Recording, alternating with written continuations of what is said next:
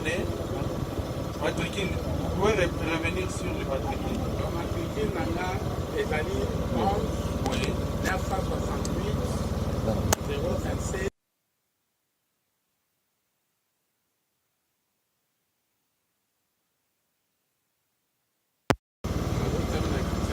Date Le 5 10 70. Combo à papa, Traversée les Chaban. Azali, Non. Bongo maman, Oui, Marie-Louise. Azali, Ozali originaire ya wapi? Ya Bapabea. Bakwa Beya, secteur, Manzangoma. secteur de Montagoma, territoire de Ndemba, province, Kasai Sanka. Kasaï, centre. Marié, Oui. père de combien? Business. Religion, Catholique. adresse, 37 à quartier des Amis. je pense c'est noté. Alors, tribunal Bengisio, Meka pour éclairer na dossier oyo azali kosambisa. Tala na loboko ya mwasi. Omoni moto azali wana, est-ce que oza na ye relation moko quelconque? Ye nayebi ete nayebi te sebisi Oyo ya loboko na yo ya mobali, est-ce que oza na ye relation quelconque? négatif. Et en tant que tel, le tribunal va vous entendre en tant que enseignant et ça ne vous oblige pas à professeur. Ok? Le tribunal alingi koyeba bato oyo baza kosamba liboso na ye. Soldat Kaseba Katabwa Laurent. Oyebelaki ye ndenge nini na bacirconstance nini mpe dossier ememi ye awa eloko nini okoki koeklere tribunal. ezali na date ya le 17 février, c'était mercredi 2026. Les enfants midi. Combien? Le 17 février, les enfants midi à mercredi. Azalaki na bureau na ngai. Namoni kaka ba policier bazwa na bato na moto moko atwa pine. Nde natuni problème ezali nini. Naye komona bango bazalaki misatu. Me moninga na bango nde azwaki problème na un chauffeur ya moto ya trois pine bakeo eseki. Selon les informations, bango babimelaki chauffeur wana trois pine liboso ya azokula na ye. Babimeli liboso so mpe bandaki bakanga ye toyebi te nde babando koyela nde mpona ye azwi mwa aperdre mwa position na ye nde moninga na ye abandi kobeta chauffeur wana moto ntango abeti ye alende bato bamone babengi polise lokola biso tozaka na makada na quartier 3 nde bakeye bazwi bango baye na bango natuni mwana ya moto problème eza nini mwana moto alinganga nga nazobula na nga na monika bango babimeli ngai liboso bakanga ngai ntango ngai mpe nasali resistance nde oyo abandi kobeta ntango ya silisi natuni oyo balatisaki azobeta wana bazali bango nyonso atenisi natuni mesie obeti ye mpona ono nga natelemi biso totelemi ya ye atuta biso yango wana agifle major zwa ye efandisa ye awa nazobenga na indutela biso bazozwa ye tozokende na ye nga natuna bi mesie yozopesanga ordre no major oyo nalobi yango wana nde nga napesi so ordre na bato na ngai kokanga ye etango napesi ordre ya kokanga ye baelema baye osimba ye nde bango pas d'histoire de Makimi. Ok, ma bon Makimaki, il y a quelque chose là à tenir. Ake ola tateni, o wana batie na garde à vue. Ocha batie na garde à vue, et ça qui na deux dossiers, si place au bas au péché va au Sambisa. Et ça qui dossier à viol, il y a un monsieur à violer qui gêne Fimoko, à Botola qui gêne faire $400, maman n'a qui et puis na téléphone. Et ça un dossier mon sous ya gêne Fimoko, à ce qui c'est mon année moi si na mon un dossier à vous est blessé. Aucun des bancs va dire que la tateni a vu des mandous. La peine à Bossani n'a pas na bio le monde à Zaki, n'a pas chef de groupement Bakana d'autres sur la mission. Quelques minutes à moni garde Nangai à Epananga. À Escamo Major, Sodawana à Zolela. Mana naza malade adakisi na ordonnance aza nango akosomba kisi olibise mwana naza mpena malade makasi ndenge nati garde nanga opesa ye conseil botikaki ale esili nabosala nga mpe garde nanga mpe akei balibere ye chien wana balibere akei quelque temps namoni kaka na fenêtre na ngai ya bureau mon major bimali banda ba JR ba plaqué nani ba police ba bimisa ba détenu de na bimi obimala bimi de na koutiye na désarmé moko alati mususu a braqué chef de la police mususu bazalaki ses environs chef de poste azalaki ye moko na OPJ stagiaire les a braqué bango après ça de quoi moninga ne mutu azaka tenir civil moninga na yawana nda fungoli na ni garde à vue abimisi détenu wana abimisi tous les deux détenus wa dossier à viol na oyo ya dossier à cause blessé mais ba kolo ba plaignant ya dossier à viol bazaki sur place bazivaki événement pourtant ya ya na pasaki te moninga na bango aza kaka wana mpe na langage na ye major na bino abima nazoboma ye nga mpe na bimi nazali kaka na je mpe na nga na luketo nazalaki anteni civil mai na je mpe na nga na luketo ntango na bimi namoneka position azalaki donc azalaki apepe ba 5 mètres na bato ya bakaki sikoyo ya ye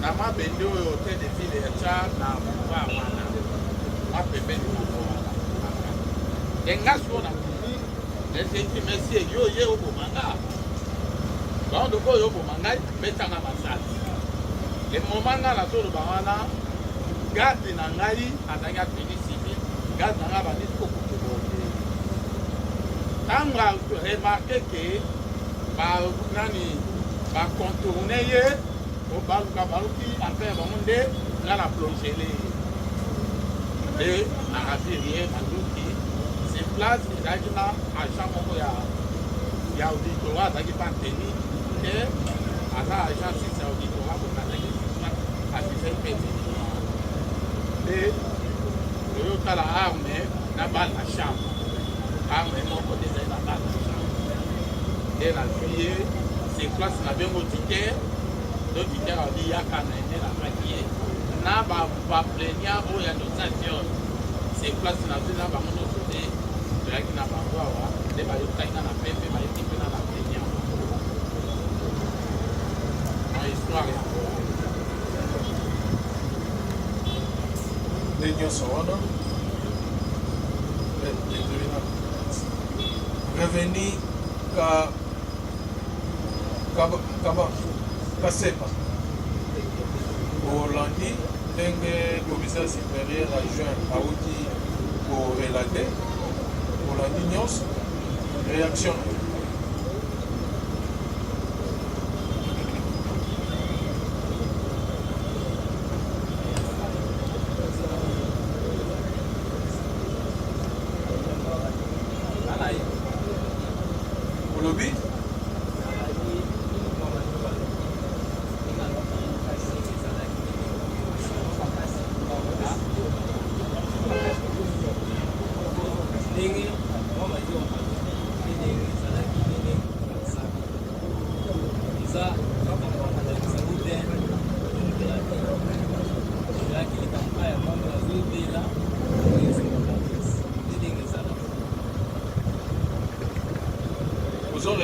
dirait que au Kitaki, c'est un commissariat. Au Kiti na bureau, on a mando qui m'y balait. Mando qui m'y balait et où t'es là qui voit.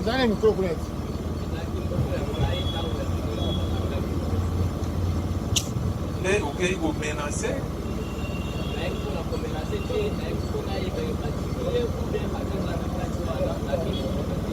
Vous menacez le commandant na bureau. Vous menacez Naliwa.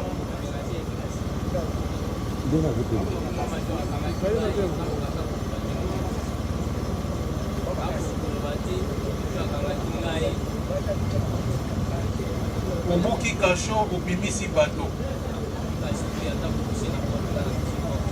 Et puis au Bimisi, pas moins de grave, pas violet.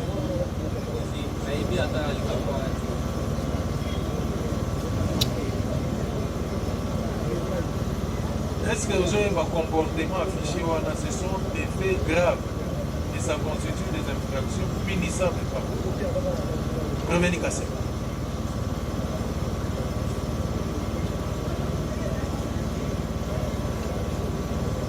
Le tribunal constate. Est-ce que les habitudes il y a pour le fait de ces dossiers, au Salaki, il y a un commissariat, sous-commissariat, l'OEM. On a au Kendegi, au Luka, au Bimisa Moto, dans ma case, na Kashi. Mais au Boto Limoto. Bino Moko Kaka, au Kenya, na commissariat, il y a.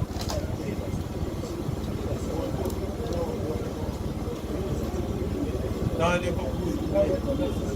le commissariat, il y a révolution. Et qu'on a au petit policier, mais ça, c'est policier, on a du bas. Trois faits qui se caractérisent, qui se ressemblent. Où vous venez par la terreur, avec des armes, avec vos amis, pour dépouiller les commissariats, pour faire évader des détenus. Et de quoi vous avez tué un policier qui était de faction à son poste. Est-ce que Nyon Soana, ils allaient par coïncidence? Revenez Kasseba. Ils allaient par coïncidence, comme on en a eu, dans le commissariat Misato Mobiba, où tu pars en intervention avec les armes et où vous libérez les détenus.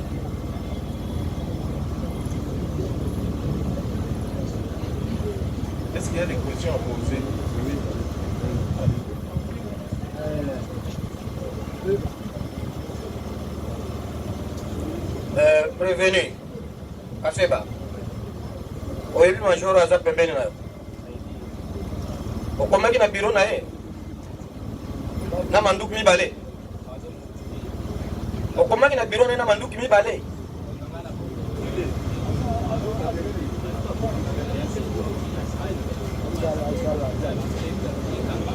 Question ya tribunal elobi boye. Yo okomaki na bureau ya major na manduki mibale ya solo.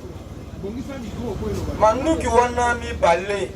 Omemaki yango na la police pour quelle intention?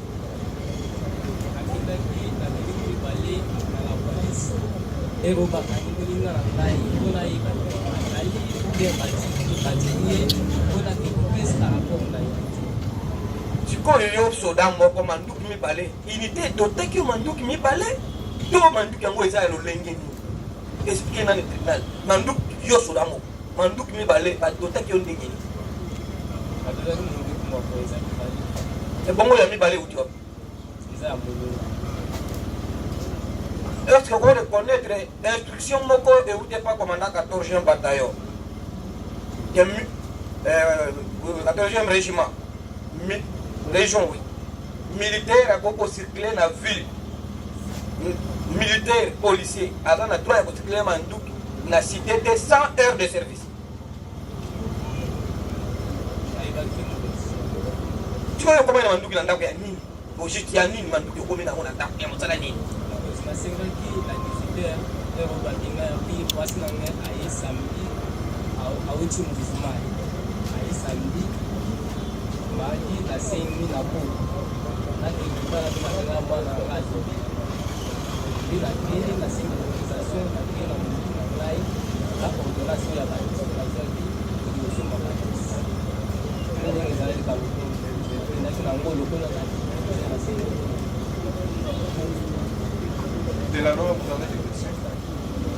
Merci, Monsieur le Président, distingué membre de la composition de la parole accordée.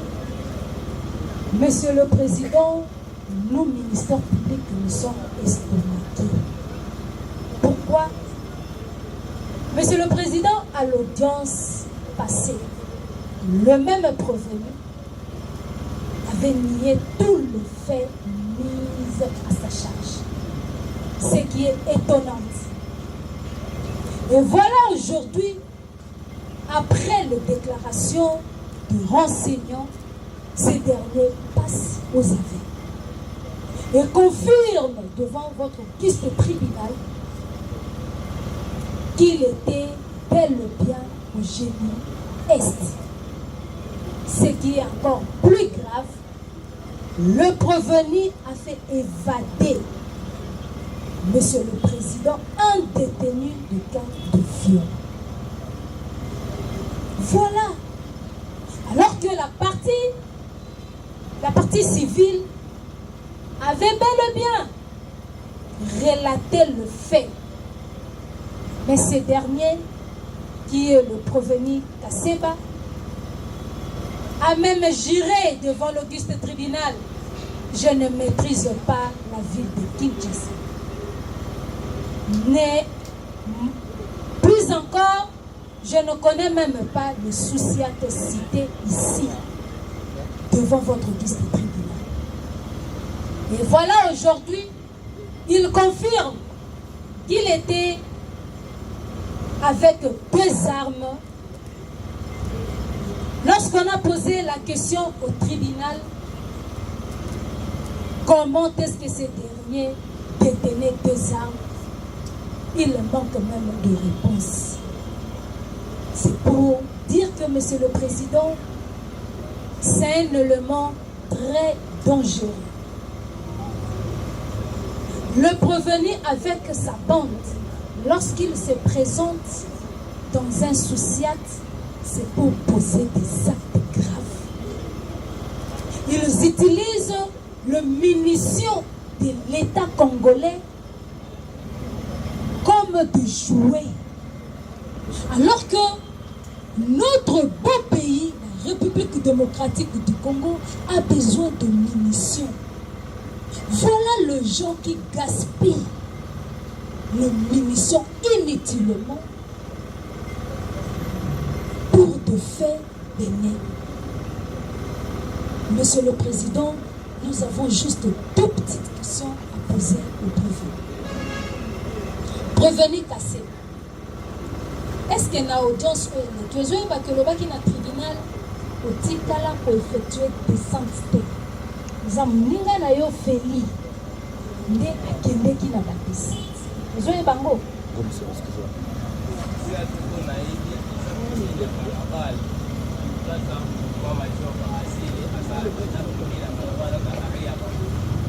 Mais yo lobaki yango te. Na audience wana tangu bozo samba bazo confronter bino. Tala muto aza pene na yo. Oya sitaki yo. Alobi bozalaki na feli na ye na Soussiat.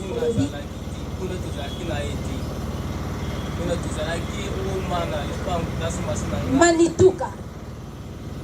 Joaniko. Yo na président prévenu Kasebe. Bozalaki na Soussiat, vrai ou faux?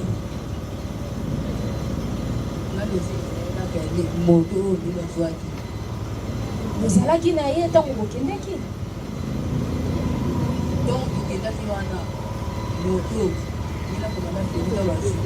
Bozalaki na ye, vrai ou faux? Voilà, Monsieur le Président. Voilà. Son complice est juste à côté de lui. Ces derniers, dès le commencement de l'audience, Monsieur le Président, il restait serein avec ses réponses. Il a toujours confirmé cela, qu'ils étaient au nombre de 3. Mais le prévenu avait nié cela, monsieur le président. Voilà, aujourd'hui, il passe aux affaires et il confirme cela. Nous voulons poser la question au renseignement.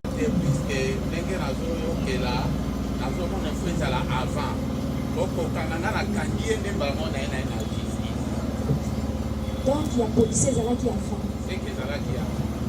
Merci.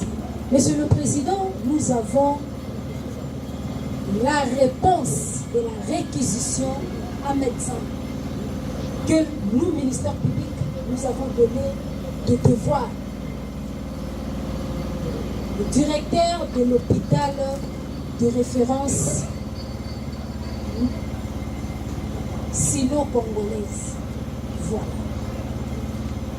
À l'audience passée, nous, ministère public, nous avons jugé bon devant le guichet tribunal de ne même pas faire appel au médecin légal. Pourquoi? Parce que le médecin avait bel et bien récit de réquisition à médecin. Le ministère public, on devrait juste attendre la réponse de ces derniers. Voilà la réponse. Le policier a été bel et bien tué. Il a succombé après le tir.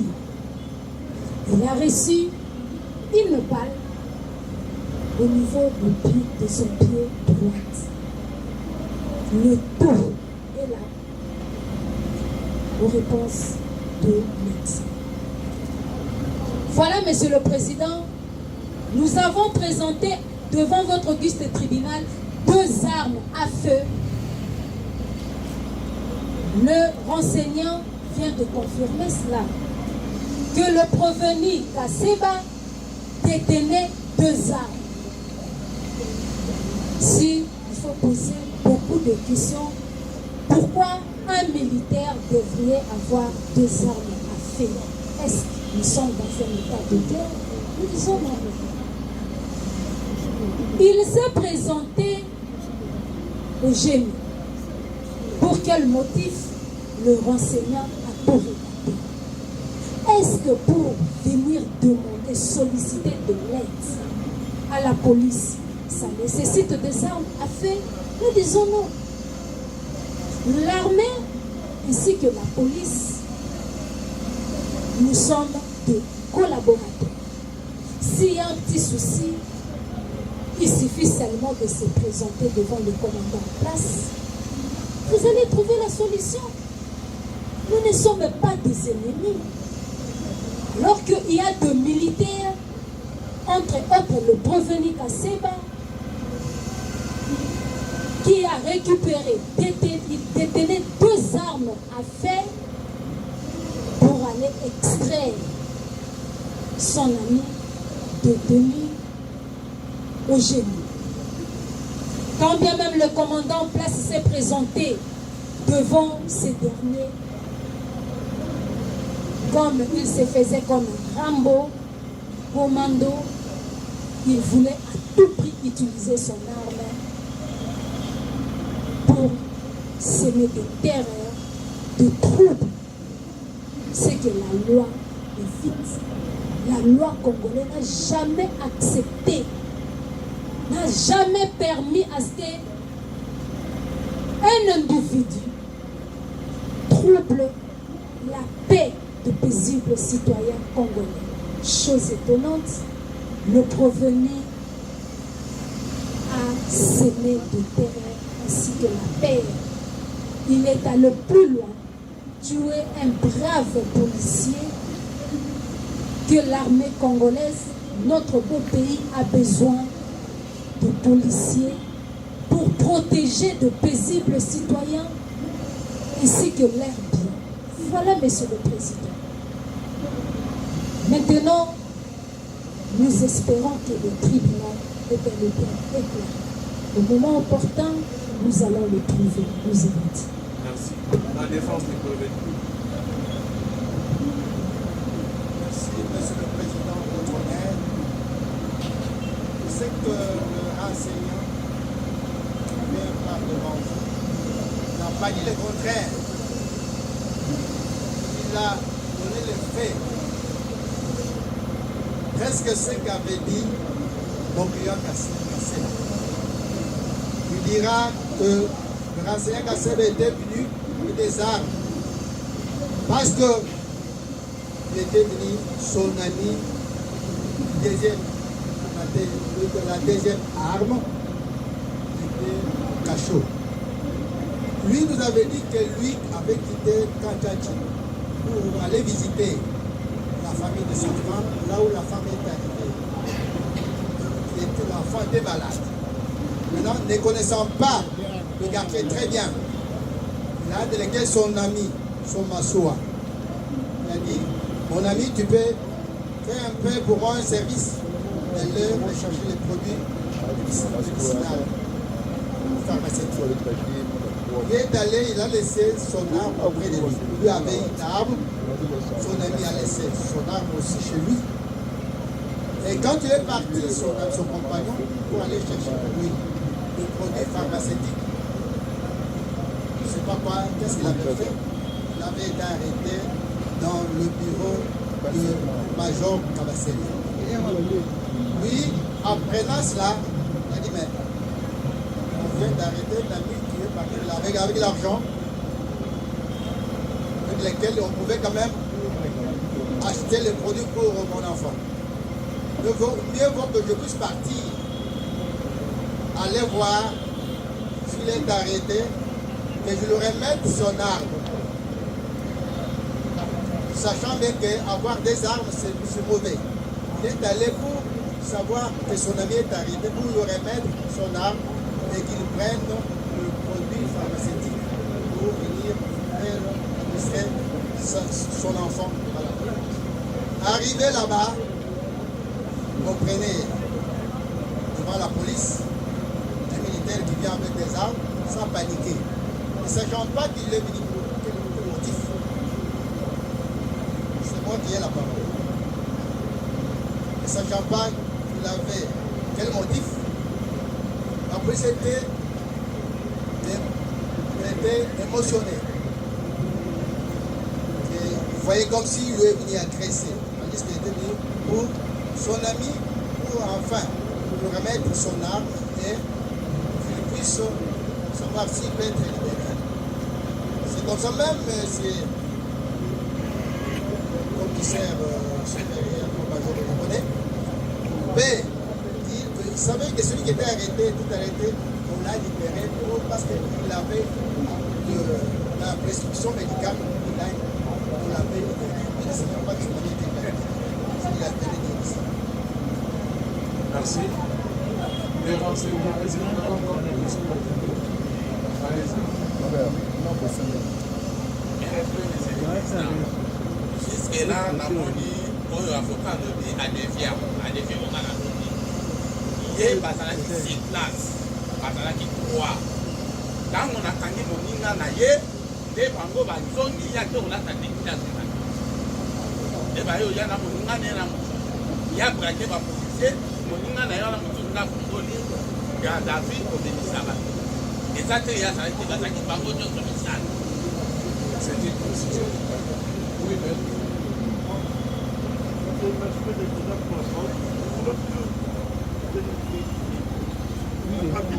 Tendance à dévier les débats. Parce que le major présent a été clair en disant qu'il a arrêté. Il n'était pas venu cette personne à nous demander du service. Il était venu pour libérer ce prenant pour un rapport. Je ne sais pas vous. Nous sommes en face de quelqu'un qui, dans ses actes, fait la justice. Tout en ignorant qu'il y a des magistrats, il y a des juges. Non, lui, quand on arrête sur la route, il se pointe avec des armes pour terroriser. On a ce qui est arrêté pour permettre à ça qu'on libère son âme. C'est très dangereux qu'il devait tenir contre moi. Les tribunaux remercient les renseignements. Les tribunaux. Bon, alors, vous êtes libre pour aller faire vos oui. prévenir Kaseba, prévenir Manikou, Ozonga na place. Oui, oui, laquelle? Oui, l'État congolais a été cité, n'est-ce pas, greffier? Et je pense que nous avons déjà les négatifs de l'acte qui est avec la Constitution. Il devra se présenter, on l'a signé pour se présenter à la date de mardi soyez là, le tribunal poursuit son instruction. Il appelle cette fois-ci de prévenir Kafouti Isango Obed.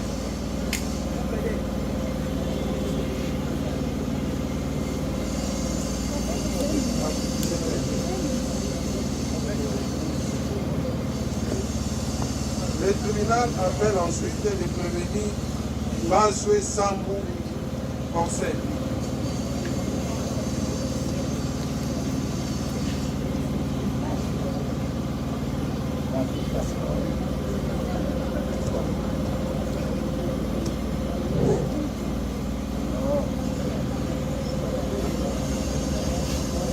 Simba micro malamu.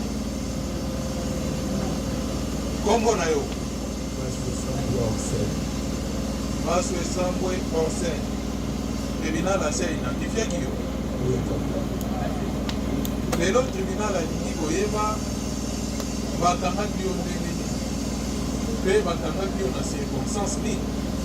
Bakanganga nauti garage, nautaki garage kinyamaka esanga fona tiele vivre etiele beseni akisanga na maboko lokwa 125 000 na kozonga na nga nazongaki ba 20 heures wana kokoma nakomi na ndako koko na biso ya mwasi ayebisimaki nazongaki na 20 heures wana kozonga nazongi koko na biso ya mwasi telema abelaka ayebisaki nakekena lelo nzoto meme dérange na forma ndako ozelaka yo soki okozanga efiske kaka bongo mwa mokia okopele na bakisi naseli na kisa te nde nabimaki wana nabimi mpe naki osombele bakisi kokoma nakomi kuna na pharmacie nasombi mpe bakisi na bandi kozonga nazonga nakutani na gene mobe liboso bamo bakaninga yo ero outi osike nauti osombela koko na biso bakisi po tokoma nao na biro telema nayebi keke nasala epi na maloko te tokumbani na bango ti na biro tokomi wana mbaa moko mokonzi na bango babimisi biloko tozala na poche bazwi masa 20 000 na telefone nanga technopop 10 na bakiso nakenda kosondela koko babandi bama kotortire nga baatortire nga na monoko na bango na nsima tortire wana oloba kaka verité nayebise papa nayebi eloko te na bokangi na nzela natikala obisa mpe loyonge sko verité nini na koloba bakomi kobetanga bachevron na baseke donc na mipende ya nati lelo nazala mpe azo bati mpe bakomisanga na district awa nayebi mpe loto Yo lobi osalaka mosala nini? na mécanicien Mécanicien ya bamoto ya voiture. ya moto Osalelaka kimécanique na yo wana wapi? na avenue Ngungu Na komini. Masina Sikoyo mokolo bakangaki ezalaki na date nini? ezalaki lundi Lundi de quantième? nakobosana mpo na vumeni makasi yaba Ezalaki na sanza nini? ya février Na bakaya nini? 29 Yo outaki wana? nautaki garage kozwa Epai bakangaki oyo ezalaki esika nini? bakanga na avenue Fina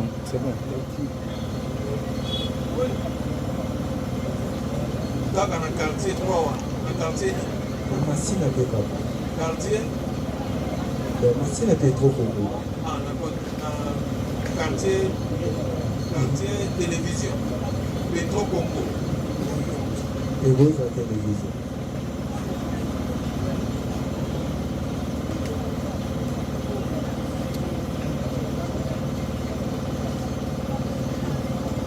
ozalaki kouta wapi na air wana naoki garage nakomi na ndako koko na biso tatikaki na asombelela kisi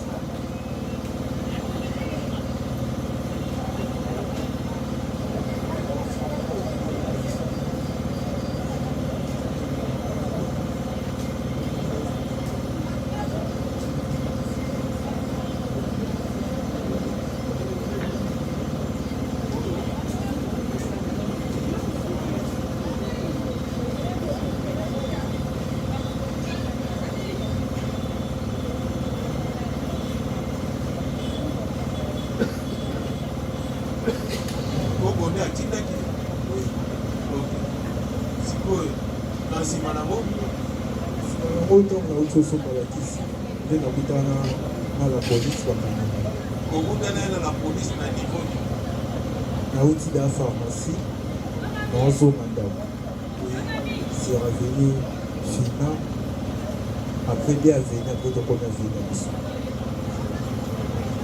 nakozonga na yo nde nakutana na bapolisi bapolisier bazalaki boye bazalaki ebele tellement nakotana nanga mpe te bamisu bazala liboso bamisu bana nsima bakinabe ntango bapolisier bakangi yo bayebisaki yo ntina nini bakangi yo te bayebisinga velo te natuni bango problème velo tokoma na biro esi biro oyo bamemaki oyo ezalaki biro ezalaki la police mo eza na juste mpe kaka na beko komona wenzaki mbango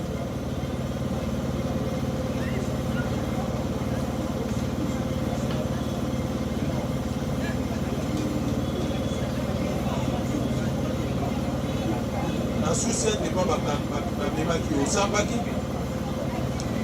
basambisanga te me batortiranga ye osambaki te sikoyo na susiate wana olekisaki mikolo boni nasali 3 jours po na nsima nango bamemi yo wana bama district oye awa na district quand même osambaki bandao kosenga bakesa tellement tortire lekaki bisinga mpe bandao kofongana te bapozaki yo bakestion basambisaki yo na makambo nini selon ka chargement ya capitaine oyo amemakima awa selon chargement ya capitaine achargeaki yo na nini nayebi mpe te mpo na tikala ntanga te mpe ezelangaki ntango azocharge yo azocharge yo na likambo nini po bamoni bamener de trouble soki alobi bino bamener de trouble osalaka trouble na kote nini nga kuna pena nayebi pena makasi te na Petro Congo epa bozwami osalaka trouble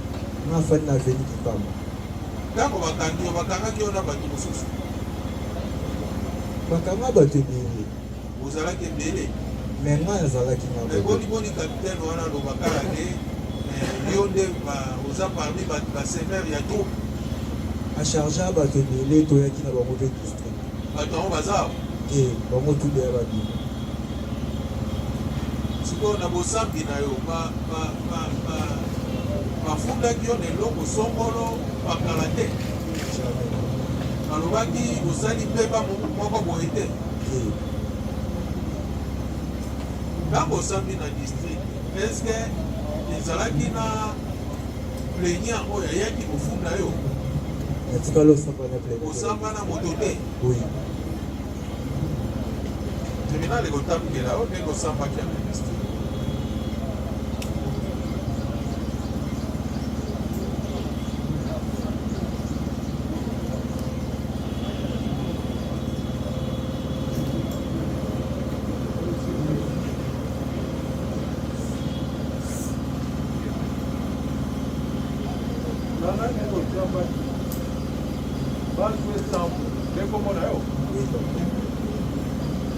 La date, il y a le 26, il y a le 12 février 2026, au Sambaki, au OPJ, Chima, Chiata. asambisaki yo bo atuni yo liboso eske basi bakanga yo olobi nano te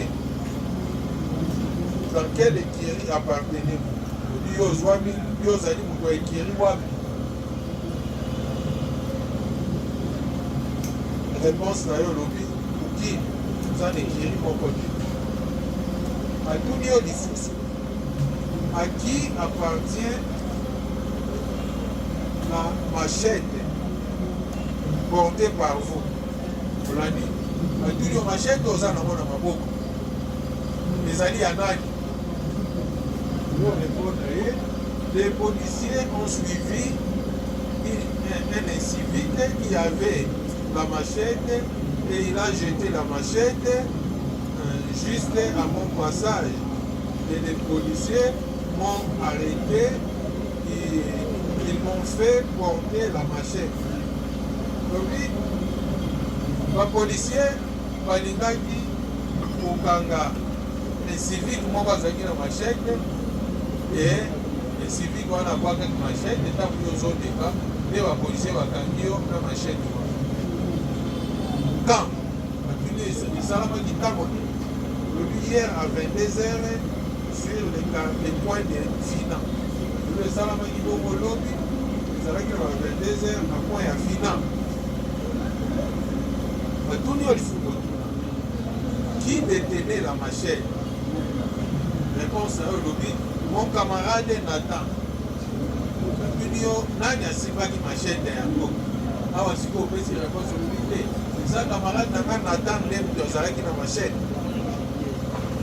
Appartenez-vous dans quelle écurie? Yo oza moto ya écurie nini? Lobi écurie moko te. Azwami na écurie moko te. Connaissez-vous que les actes posés par vous l'exploiter avec la machette constitue une infraction de terrorisme? Oui. Autre chose à dire, que la justice fasse son travail.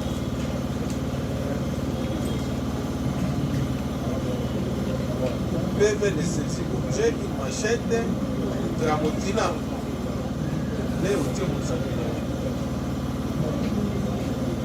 Olandi, les outils yo lobi okende osomba kisi ozonga yo kosomba kisi okutani na bapolisi nde bakangi yo balobi nini yo ovaka kontact me tribunal etangeli yo maloba na yo na pepe osambaki liboso ya OPJ emonani te liboso ya OPJ atunaki yo mituna kolandana na koyeba boni omonanaki na machette boni ozwamaki na machette réponse na yo ezali mibale liboso olobi ke machette wana moto azali koleka nango ekweyaki nde ozoleka polise ekangi yo na machette wana opeja azongeli kotuna yo kotuna wana olobi te machette wana ezwaki ya moninga na yo natan nde na ata nayebi te te mais ntango bakotama na sexe wana ekazalaki yo oyebi natan te me machette ezalaki ya natan me machette ekoti na maboko na yo natikali mpo koyeba te eloko wana te torture nde batorture ya mai esalaki bakomela babiloko boni kasi yo osigne PV de saisie d'objet ya machette natikala asigne yango te ke natia signature mama oui mais otia empreinte digitale apprenti wana pe eza signature oye eza bongo me apprenti wana ezalaki na nsima torture batuni yo motuna ozali na ekiri nini oloba nini mponga mpe na na ekiri moko te nayebi mpe ekiri te polisi OPJ atuni yo boni eske kotambola na machete mpona kobondola biloko ya bato ezali malamu peseki ya réponse natambola nango mpe te nayebi yango mpe te natikala asala yango mpe te OPJ na rapport na ye alobi yo oza kuluna otambolaka na machete na yo ozali na kati ya ekiri kosala bino kobondola bato biloko na machete tikala asala yango te papa nga na mécanicien aluka mbongo na nga nayebi nde basimba aple banda renseignement ya OPJ OPG à l'OPG. Ça les dit. Un rapport on a. Pourtant, la connaissance de l'unitaire militaire de garnison de Kinshasa, qu'en date dans la nuit du 12 au 13 février 2026, avant été saisi d'office des CR Kimvouimoula Divin, alias Arada, gouverneur de l'accusé Bahata, résident sur l'avenue CEP numéro 130 à Badoua, commune de Massy, et le CR Basoué Saboué, Arsène, résident sur l'avenue Kutama, numéro 26, quartier Kimbangu, commune de Massina, et de M. Moutemba Kalou Jonathan, alias général, de Kiri Bayaka, résident sur l'avenue Kinshasa, numéro 17, quartier Kimbangu, commune de Massina, poursuivi pour le terrorisme urbain, prévu par l'article de la. En effet, après enquête, les trois précités sont de l'Ekiri Bayaka, dont leur zone opérationnelle est à Badoua, 7 dans la commune de Massina. Ces trois précités présumés coupables de terrorisme urbain. Après leur interrogatoire, CR pour la divin, alias Aradan, occupe la fonction du gouverneur dans l'Ekiri. Et que CR Moutemba Kalou Jonathan, alias général, dont la fonction qu'il occupe dans l'Ekiri avec comme président Sierre Kevin Matani, président sur l'avenue Moueni numéro 15 dans la quartier abattoir dans la commune de Massina. Puis Sierre passe sous Sambou, membre d'une même écurie, arrêté à 22 heures sur le point de bilan en pleine action avec la machette qui nous seront transmis à l'annexe. Ils connaissent opérer au niveau d'abattoir et à venir CEP et ils se bagarrent avec d'autres écuries telles que Solidarité et Mateke, qui sont des véritables terroristes de Kinshasa, Massina, Petro Congo, abattoir. Ils sont poursuivis pour extorsion et terrorisme urbain. On l'a dit, OPJ. Asali rapport na ye alobi oza na kati ekiri wana eza na général nango kombo na ye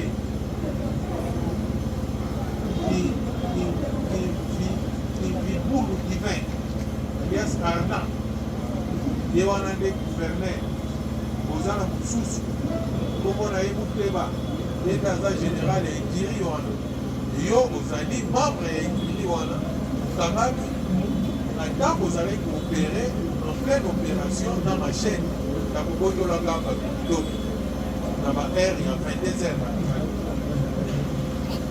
Colomini. Voilà, on a chargé ma main à Pamba. Voilà, chargé au Kaka. Pour Arada au Balo de la Batika Ayakape à la district, Batika Bango, Nyoso, Mandeko Makote Zanaki, Oyebi Arada. La monnaie est pas en assiette. Alors, Arada.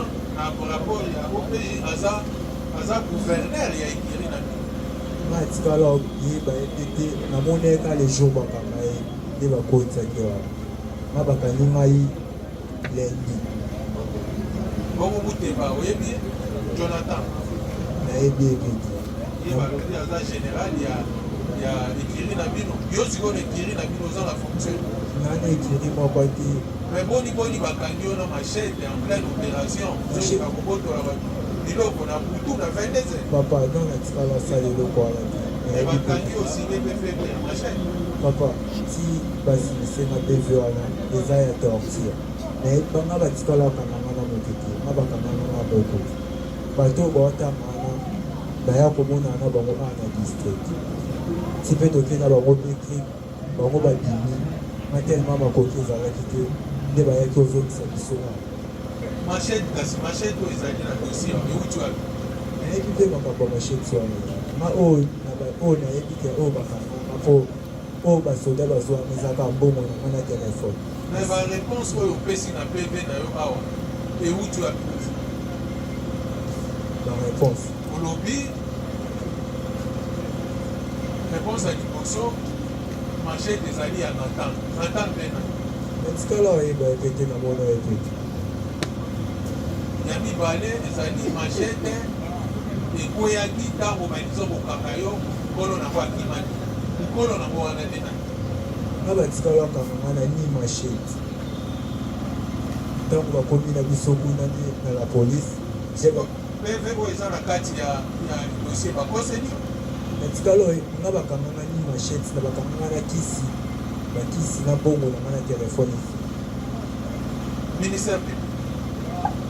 Merci, Monsieur le Président, de la parole accordée. Monsieur le Président, le prévenu qui est devant votre liste tribunal fait partie de l'Ekiri Baraka. Ils ont été arrêtés, Monsieur le Président, au point de finir sur abattoir.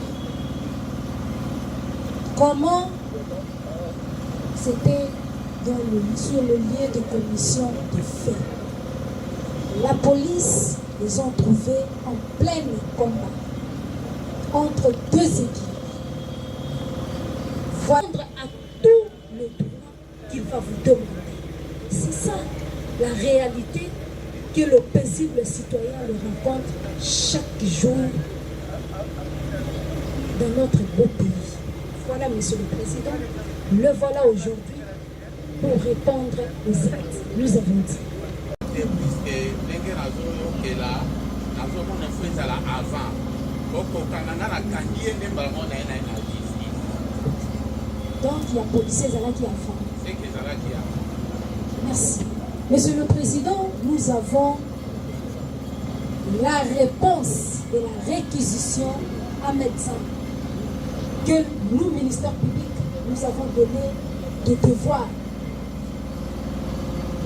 Le directeur de l'hôpital de référence sino-congolaise. Voilà. À l'audience passée, nous, ministère public, nous avons jugé bon devant le guichet tribunal de ne même pas faire appel au médecin légal. Pourquoi? Parce que le médecin avait bel et bien réussi deux réquisitions à médecin. Le ministère public, on devrait juste attendre la réponse de ces derniers. Voilà la réponse. Le policier a été bel et bien tué. Il a succombé après le tir. Il a reçu une balle au niveau de son pied droit. Le tout est là aux réponses de médecin. Voilà, Monsieur le Président, nous avons présenté devant votre auguste tribunal deux armes à feu.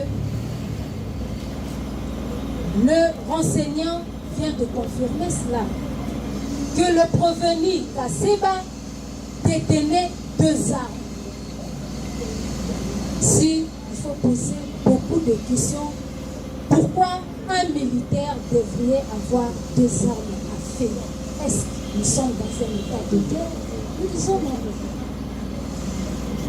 Il s'est présenté au génie. Pour quel motif le renseignant a tout regardé? Est-ce que pour venir demander, solliciter de l'aide à la police, ça nécessite des armes à feu? Nous disons non. L'armée ainsi que la police, nous sommes des collaborateurs. S'il y a un petit souci, il suffit seulement de se présenter devant le commandant en place. Vous allez trouver la solution. Nous ne sommes pas des ennemis. Alors qu'il y a deux militaires, entre autres le prévenu Kaseba, qui a récupéré, détenu deux armes a fait pour aller extraire son ami de demi au génie. Quand bien même le commandant Place s'est présenté devant ces derniers, comme il se faisait comme Rambo, commando, il voulait à tout prix utiliser son arme pour semer de terreur, de troubles. C'est que la loi évite. La loi congolaise n'a jamais accepté, n'a jamais permis à ce qu'un individu trouble la paix de paisibles citoyens congolais. Chose étonnante, le provenu a semé de terreur ainsi que la paix. Il est allé plus loin, tuer un brave policier que l'armée congolaise, notre beau pays, a besoin de policiers pour protéger de paisibles citoyens ainsi que l'air bien. Voilà, Monsieur le Président. Maintenant, nous espérons que le tribunal est bel et bien éclairé. Au moment opportun, nous allons le trouver, nous avons dit. Merci. La défense du brevet. Merci, Monsieur le Président Antoinette. Je sais que le enseignant qui vient par devant vous n'a pas dit le contraire. Il a donné les faits. Presque ce qu'avait dit mon client Kassem. Il dira que le renseignement Kassem était venu avec des armes parce que il était venu son ami la deuxième arme était Cachot. Lui nous avait dit que lui avait quitté Kanchachi pour aller visiter la famille de sa femme, là où la femme est arrivée. L'enfant était malade. Maintenant, ne connaissant pas le quartier très bien, il a délégué son ami, son Massoua. Il a dit, mon ami, tu peux faire un peu pour moi un service. D'aller chercher les produits médicinaux, pharmaceutiques. Il est allé, il a laissé son arme auprès de lui. Lui avait une arme, son ami a laissé son arme aussi chez lui. Et quand il est parti, son compagnon, pour aller chercher pour lui des produits pharmaceutiques, je ne sais pas quoi, qu'est-ce qu'il avait fait? Il avait été arrêté dans le bureau du major Kabassel. Oui, en prenant cela, il a dit, mais on vient d'arrêter l'ami qui est parti avec l'argent, avec lesquels on pouvait quand même acheter les produits pour mon enfant. Mieux vaut que je puisse partir, aller voir s'il est arrêté, que je lui remette son arme. Sachant bien qu'avoir des armes, c'est mauvais. Il est allé pour savoir que son ami est arrêté, pour lui remettre son arme et qu'il prenne le produit pharmaceutique pour venir administrer son enfant. Voilà. Arrivé là-bas, on prenait devant la police un militaire qui vient avec des armes sans paniquer. Ne sachant pas qu'il est venu pour quel motif.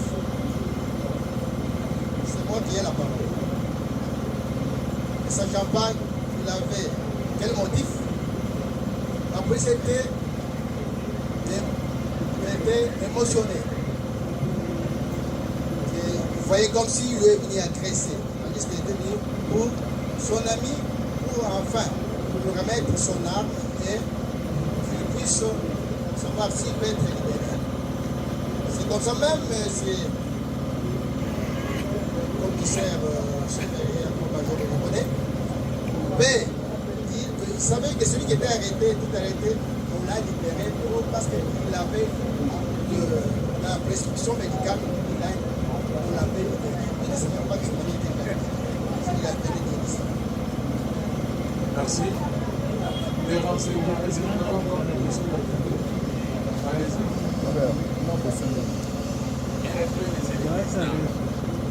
là namoni oyo avocat lobi adevia onga na lobi ye bazalaki sur place bazalaki 3 ntango nakangi moninga na ye nde bango bazongi ya ke olata députation na nde baye oya na moninga na ye na mosusu ya brake bapolisier moninga na ye wana mosusu na kongoli gardavi obimisa bato eza te ye azalaki bazalaki bango nyonso misala C'était constitutionnel. Oui, mais. C'est un aspect de développement. Il y a tendance à dédier les débats. Parce que le major présent a été clair dans sa narration disant qu'il a arrêté. Il n'était pas venu pour nous demander pour service. Il était venu pour libérer le prénom pour un rapport. Nous sommes en face de quelqu'un qui, dans ses actes, fait la justice. Tout en ignorant qu'il y a des magistrats, il y a des juges. Non, lui, quand on arrête sur la route, il se pointe avec les armes pour terroriser. On a ce qui est arrivé pour permettre à ce qu'on libère son âme. C'est très dangereux qu'il devait tenir contre son monde. Les tribunaux remercient les renseignements. Les tribunaux. Moi, genre, vous êtes libre pour aller faire oui. Revenir. Passer. Revenir manipuler. Aux hommes à la place. Oui, mais. Oui, laquelle? Oui, l'État congolais a été cité, n'est-ce pas, greffier? Et je pense que nous avons déjà les négatifs de l'État qui est avec nous. Il devra se présenter, on a signé pour se présenter à la date de mardi soyez là, le tribunal poursuit son instruction. Il appelle cette fois-ci le prévenu Kafouti Isango Obed.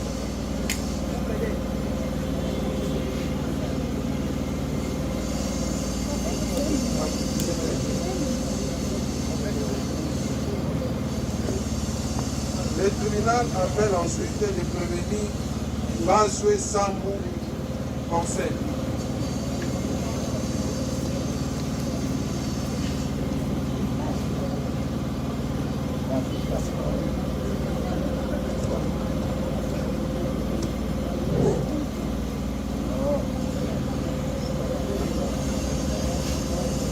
Micro malamu kombo na yo Baso Esambwe Orsen tribunal ase identifiaki yo lelo tribunal alingi koyeba bakangaki yo ndenge nini mpe bakangaki yo na circonstance nini bakanganga nauti garage nautaki garage yamaka ebisanga fona tiele ville braquet etiele 25 000 apesanga na maboko lokwa asa 25 000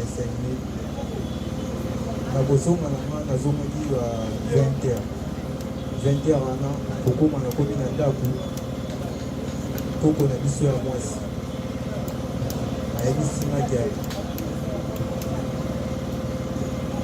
nazongaki na 20 heures wana kozonga nazongi koko na biso ya mwasi telema abelaka ayebisaki nga tekena lelo nzoto mene déranger na forma ndako ezelaka ye soki okozanga efiste kamba bongo mwa mokia okopele na bakisi mefeli na kisa te nde nabimaki wana nabimi mpe naki osombele bakisi kokoma nakomi kuna na pharmacie nasombi mpe bakisi na bandi kozonga nazonga nakutani na gene mobe liboso bamo bakangi na yo ero utio esike na uti osombela kokoma biso bakisi o tokoma nao na biro telema nayebi keke masala epi na maloko te tokumbani na bango ti na biro tokomi wana tokomi wana mbala moko mokonzi na bango babimisi biloko tozala na poche bazwi masa 20 000 na telefone nanga teknopop 10 na bakisi oyo nakenda kosondela poko babandi mbala moko kotortirema babandi kotortirema batortirema na monoko na bango na nsima tortire wana oloba kaka vérité vérité nayebisi papa nayebi eloko te na bokangi na nzela natikala obisa te lolenge parceke vérité nini nakoloba bakomi kobetanga bachevron na basete donc na mitende ya taxi lelo nazala te azo taxi mpe bakomisanga na district ana nayebi te eloko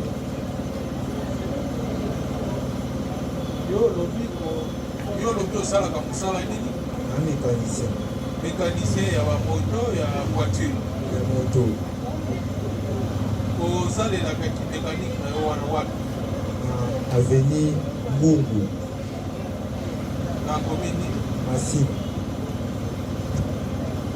sikoyo mokolo bakangaki ezalaki na date ezalaki lundi lundi le 30e nakobosana mpo na rumeni makasi yaba ezalaki na sanza nini ya février na baheure nini 29 yo outaki wana nautaki garage epai bakangaki oyo ezalaki esika nini bakangi na avenir fina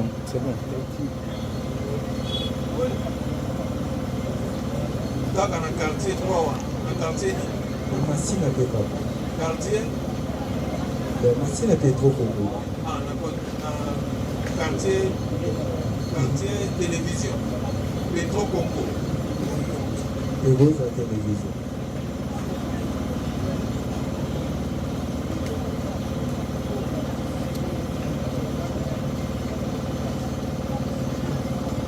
ozalaki kouta wapi na air wana nautaki garage nakomi na ndako koko na biso tatikaki na asombele bakisi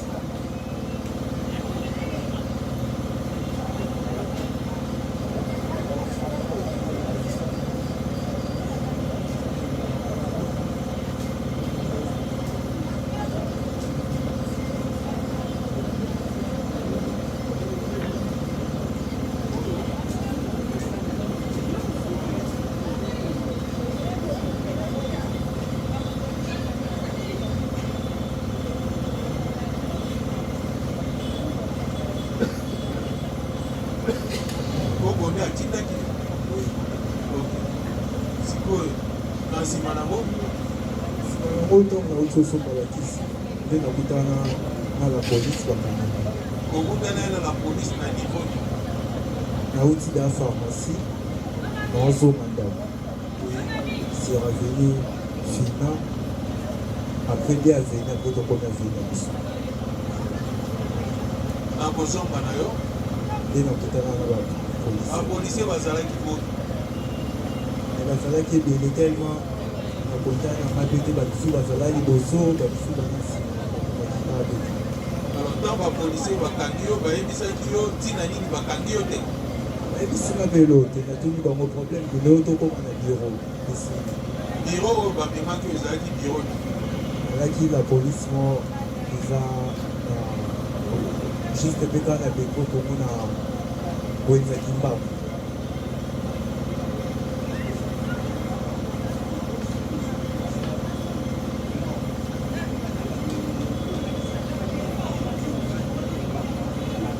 na susi ete mpa bamemaki osambaki basambisanga te me batortira ngai osambaki te sikoyo na susi ete wana olekisaki mikolo boyi nasali 3 jours po na nsima nango bamemi yo wana mama district oye awa na district quand même osambaki banda kosenga bakestion tellement tortire elekaki bisinanga mpe banda kofongana te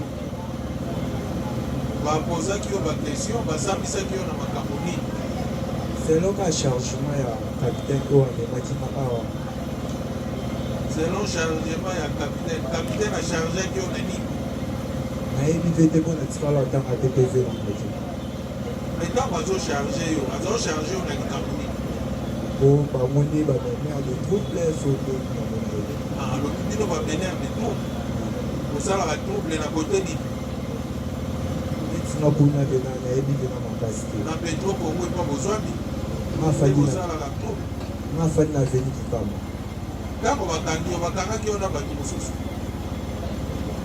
bakanga bato ebele ozalaki ebele me ngai azalaki na eboniboni kapitaine wana alobakala ke yo nde oza parmi basemer ya troupe acharge bato ebele toyaki na bango mpe district bato yango baza bango tubeya babima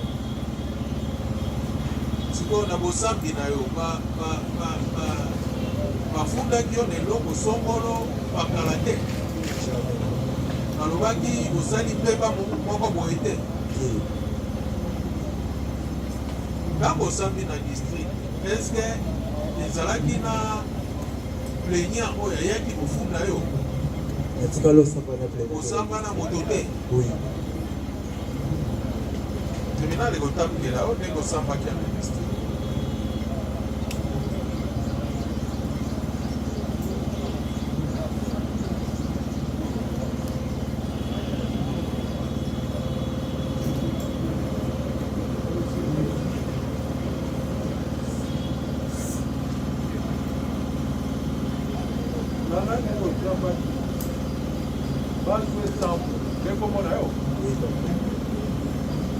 La date, il y a le 26, il y a le 12 février 2026, au Sambaki, au OPJ, Chima, Chiata, oui.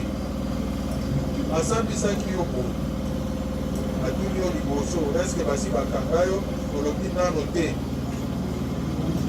dans quel écurie appartenez-vous? Yo Zwami, Yo Zali Mouko écurie Wami. Réponse na yo lobi qui nous a écrit mon côté. À Tunio Lifusu, à qui appartient la machette portée par vous? Fulani. À Tunio machette aux ans na maboko. Les alliés à Nani.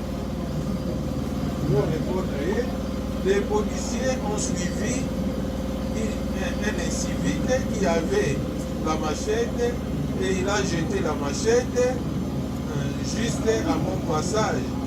Et les policiers m'ont arrêté et ils m'ont fait porter la machette. Donc, les policiers, balingaki kokanga les civiques moko azwaki na machette et les civiques wana bwakaki machette ntango yo ozodeka nde bapolisier bakangi yo na machette wana. Quand il s'est hier à 22h sur les points de finale. Le Salama Ibomo Lobby, il s'est à 22h à point à finale. Qui détenait la machette? Réponse à eux, lobby, mon camarade Nathan. Nani asibaki machette yango. Awa siko pesi réponse au lobby. Ça, camarade Nathan n'aime de Zalaki na machette. Appartenez-vous dans quelle écurie?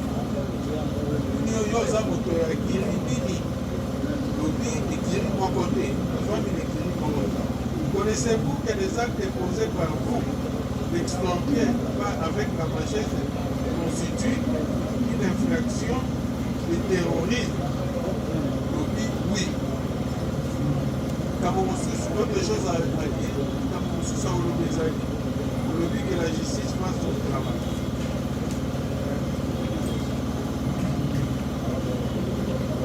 PV de ceci, j'ai une machette Tramotina. Mais on tient mon sac. On l'a dit. Mais on s'en va. Il y a le mieux que nous sommes ici. Nous sommes ici. Nous sommes policiers, nous sommes ici. Balobi nini yo vagabonda. Mais il y a des temps que yo maloba na yo. Na PV osamba ki koso OPJ. Et mon ami koso OPJ.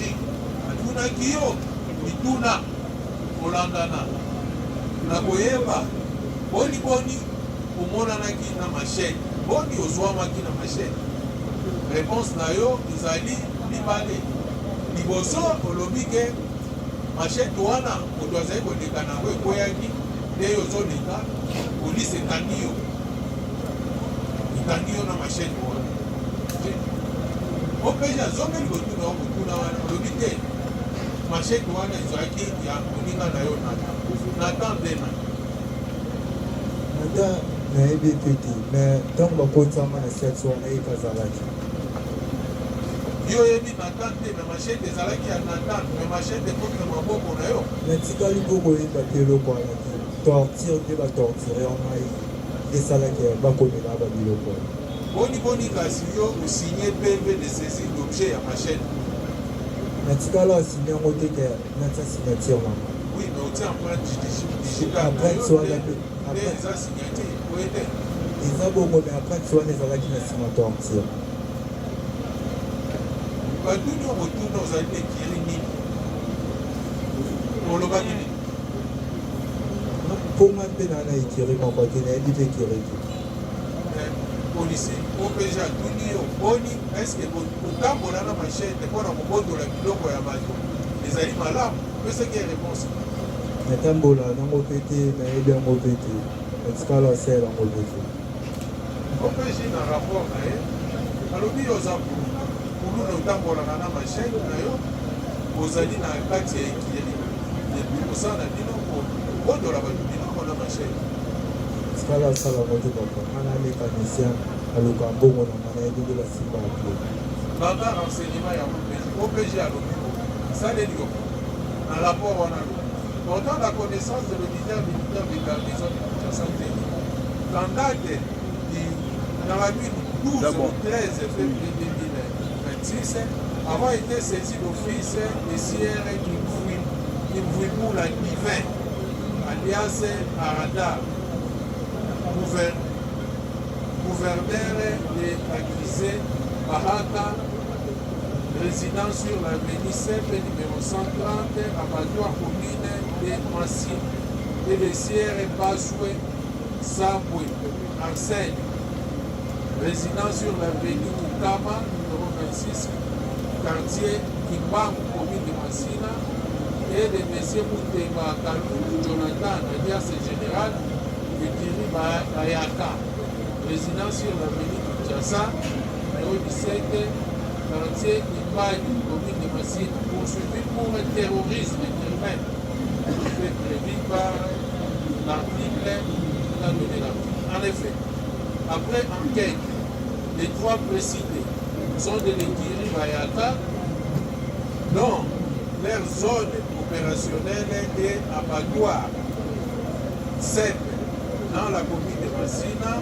Ces trois précités présumés coupables de terrorisme urbain. Après leur interrogatoire, Sierre Kimvouiboula Divin, alias Aradan, occupe la fonction de gouverneur dans l'Ikiri.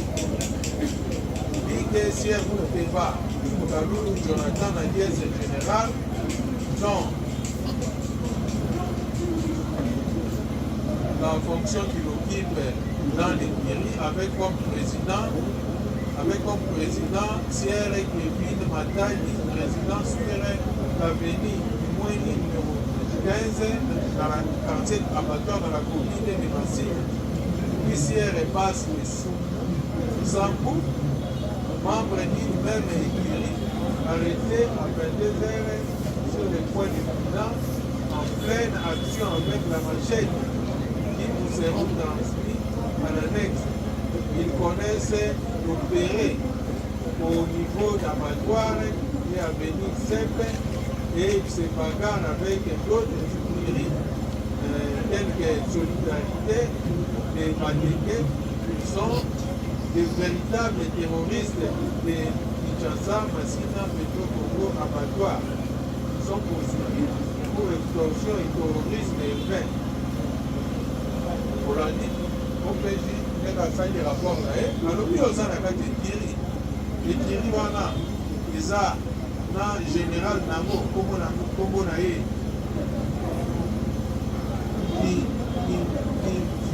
Kimvouiboula Divin alias Arna ye wana nde gouverneur oza na mosusu komona ye muteba ete aza général ya ekiri wana yo ozali membre ya ekiri wana okangami na ntango ozalaki koopere en pleine opération na machine ya kobotolaka babilobi na baheure ya 22 heures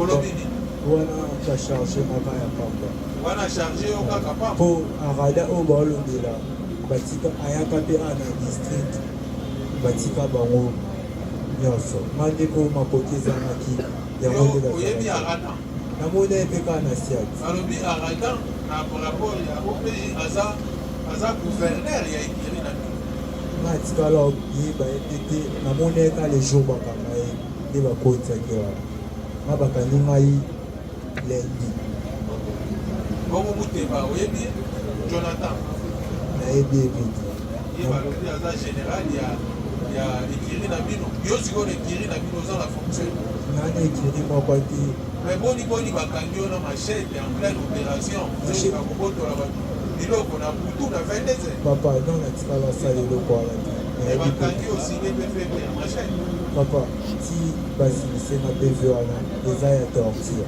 me banga batikalaka nanga na moto te nga bakanganga na moko bato baotamana baya komona na bango aa na district ti mpe toke na bango metri bango babimi na telema makoki ezalaki te nde bayaki ozongisa biso wana machete oyo ezali na dossier euti wapi nayebi mpe makambo masheti wana ma oyo nayebi te oyo bakanganga mpo oyo basoda bazwama ezaka mbongo nanga na telefone mais baréponse oyo opesi na pv na yo awa euti wapi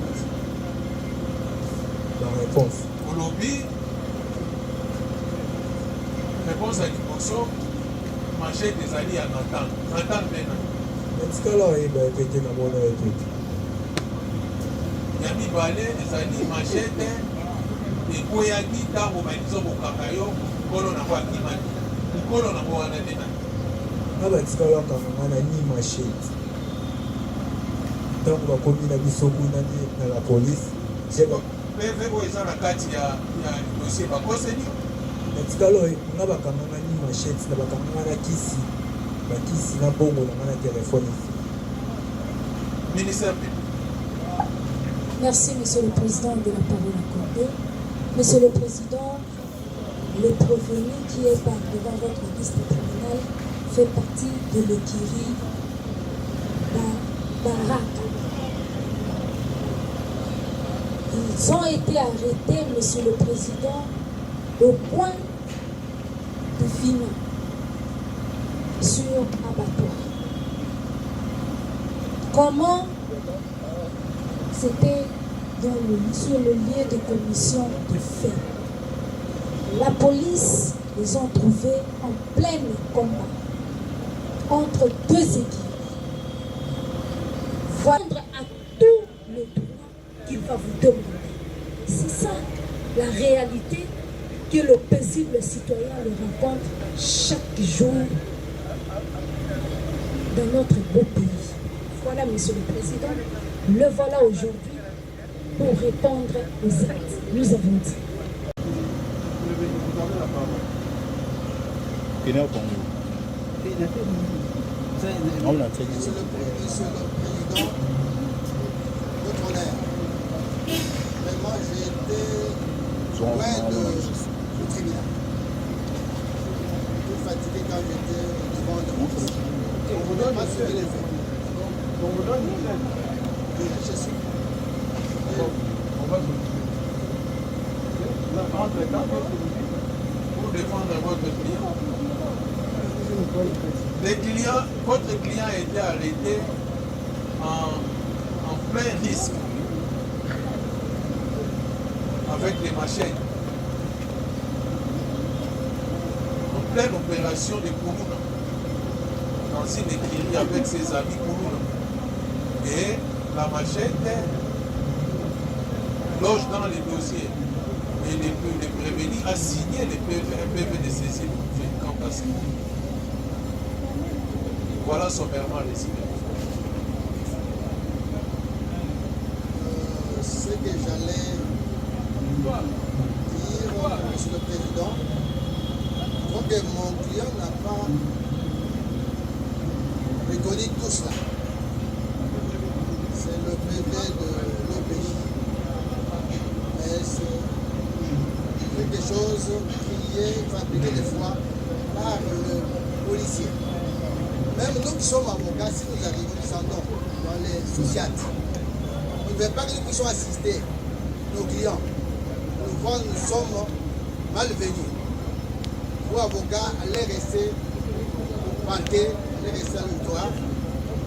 Ce n'est pas, vous n'êtes pas de français ici.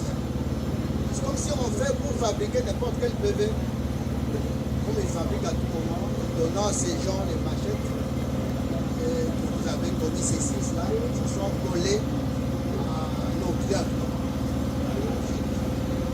Le tribunal prevenir place okozonga na place na yo tribunal akobengisa yo ntango akozala na yo lisusu kosa maître Chako le tribunal a besoin de le tribunal appelle ensuite de prévenir Tomo Monisa Beni.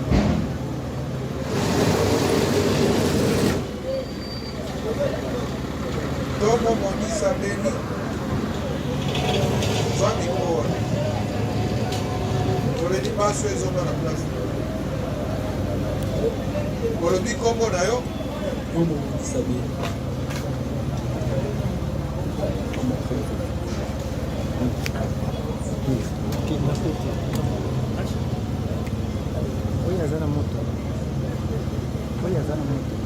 tribunal asa identifiaki yo maître Chako soyez auprès de votre client soyez ici vous avez commencé allez le tribunal alingi ayeba lelo bakangaki yo na makambo nini bakangaki yo na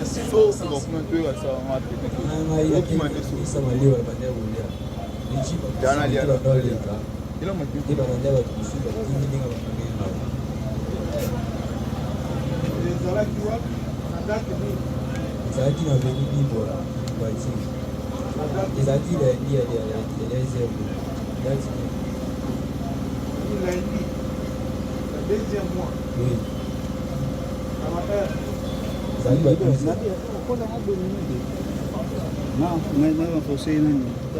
osalaka nini na vie ozala mécanicien ya bamoto eto ya nini sikoyo na 12 heures wana outaki wana bakangelaki yo bisika na mesa malio na mesa ya maleo na aveni nini aveni libwa quartier quartier boma boma na Kimante oui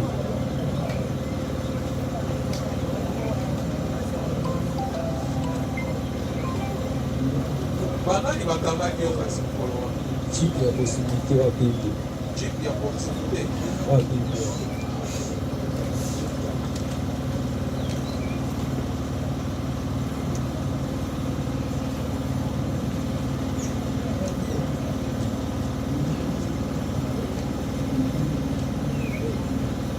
chip ya proximité ekangi yo bakangaki yo moko kaka to bakangaki yo na baninga mosusu nakangangakangamu nde ememi yo wapi ndenge bengati ana district na district basambisaki basambisaka osambaki na makambo namoni lelo basambisaka banotunganga bateste banopesina oui me bafundaki yo nini opeja alobaki mbebani tosalaki yango nde bazolandela yo aloba na mabeba na saneti ayibisaka toluta bandotunanga bapression bizanse question ya ndenge nini yatunaki bandotunaka komba papa komba mama bitunaka yo otunaki ete bokangi ngai mpona nini tenatunaki ete sikoyo ayebisaki yo te ntina nini likambo bakangeli yo ayebisina belo